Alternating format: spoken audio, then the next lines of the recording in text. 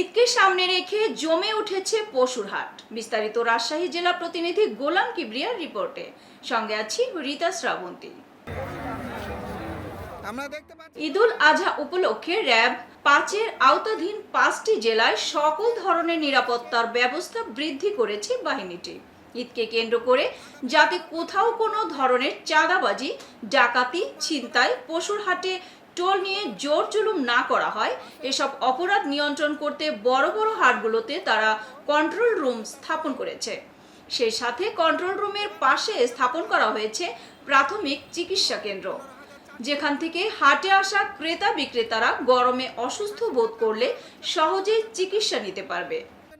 জটিল পরিস্থিতি তৈরি হলে র্যাবের অ্যাম্বুলেন্সে করে তাদের হাসপাতালে পাঠানোর ব্যবস্থা রয়েছে। র্যাব ৫-এর অধিনায়ক মাসুদ পারভেজ আরও বলেন, কন্ট্রোল রুমে ক্রেতা বিক্রেতাদের সুরক্ষা দিতে সকল ব্যবস্থা গ্রহণ করা হয়েছে। জাল টাকা শনাক্তকরণের জন্য মেশিন রাখা হয়েছে। এছাড়াও হাটগুলোতে গোয়েন্দা নজরদারি বাড়ানো হয়েছে। অপরাধ নিয়ন্ত্রণে গুরুত্বপূর্ণ সড়কে চেকপোস্ট বসিয়ে তল্লাশি চালানো হচ্ছে।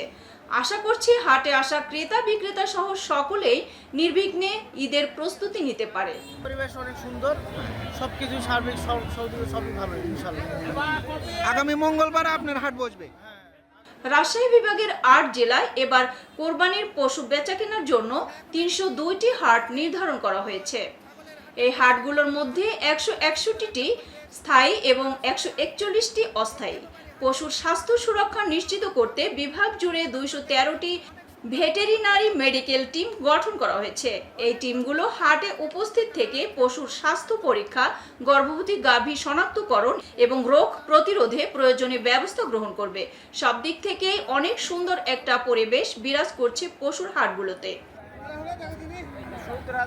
এখন খরিদ্দার যা বলবে এর উপর বেচা কিনা করার আমরা।